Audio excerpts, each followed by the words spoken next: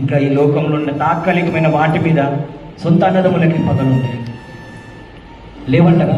ఉన్నాయి, తప్పకుండా ఉన్నాయి. ఆస్తి తగాదాలు, ఒక 20 మీటర్ల జాగ కోసం, ఒక 50 గజాల జాగ కోసం అన్నను చంపాలని తమ్ముడు చంపాలని అన్నను ఓర్వలేని తత్వము. తమ్ముడు కొంచెం హై లెవెల్లో దేవుడు ప్లస్ చేసి కొద్దిగా హై లెవెల్లో పెంచిందంటే తమ్ముడికి సహించలేడు. అన్నను ప్లస్ చేసి కొంత ఉన్నతమైన స్థానంలో నిలబెట్టినంటే తమ్ముడు సహించలేడు. ఏదో ఒకటి చేయాలి అని చెప్పి పగ అని పగబట్టే వ్యక్తులు ఉన్నారు. కానీ పగ సరైనది కాదు.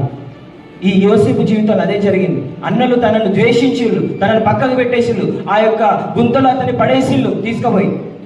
కానీ యోసేపు అన్నలను ప్రేమించిండు.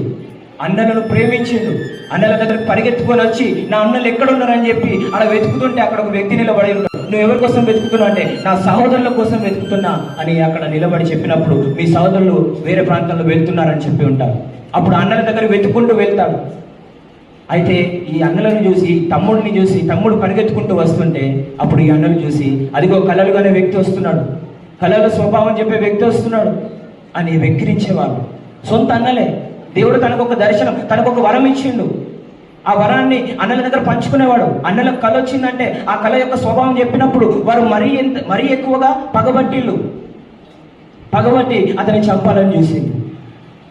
అతన్ని చంపి ఆ గోతిలో పడేద్దామని అనుకున్నాడు. కానీ ఆ సమయంలో అతన్ని చంపొద్దు, అతని రక్తం మనకొద్దు అని చెప్పేసి సొంత అన్నలే ఎవరో కాదు, అతన్ని తీసుకెళ్ళి ఆ గోతిలో పడేసి. యాకోబు ఎంతో ప్రేమతోటి చిన్నవాడికి ఒక రంగుల అంగి తొడిగిస్తాడు, ప్రేమతోటి. ఎందుకంటే చిన్నవాడు కదా, ప్రతిదీ నేను చెప్పినట్టు వింటాడు అని చెప్పేసి యోసేపు మీద ప్రేమతోటి ఒక నిలువుటంగి ఆ వ్యక్తికి తొడిగించుకొని ఆ వ్యక్తి అన్నల కోసం పరిగెత్తుకుంటూ వస్తుంటే ఈ అన్నలు దూరం నుండి యోసేపుని చూసి అంటారు కదా, అక్కడ వచనంలో ఉండేది, అదిగో కలలు చెప్పేవాడు వస్తున్నాడు, కలలు కనేవాడు వస్తున్నాడు అని హేళనగా మాట్లాడి అదే యాకోబు తండ్రికి ఈ వ్యక్తి అంటే చాలా ఇష్టము, ఇతని దగ్గర మేము సాష్టాంగ నమస్కారం చేస్తామా, ఇతనికి మేము చేతులెత్తి మొక్కుతామా అని చెప్పేసి అన్నలు యోసేపుని తీసుకెళ్ళి ఆ గుంతలో పడేస్తారు. యాక్చువల్లీ చంపాలనుకుంటాం కానీ వద్దు అని చెప్పేసి ఆ గుంతలో పడేస్తారు. ఆ గుంతలో పడేసిన తర్వాత ఇష్మాయేలు వాళ్ళు ఆ మార్గం నుండి నడుచుకుంటూ వెళ్తుంటే అప్పుడు ఈ యోసేపుని ఇతని చంపొద్దు అని చెప్పి ఆ ఇష్మాయేలు వాళ్ళకు ఈ యోసేపుని 20 వెండి నాణాలు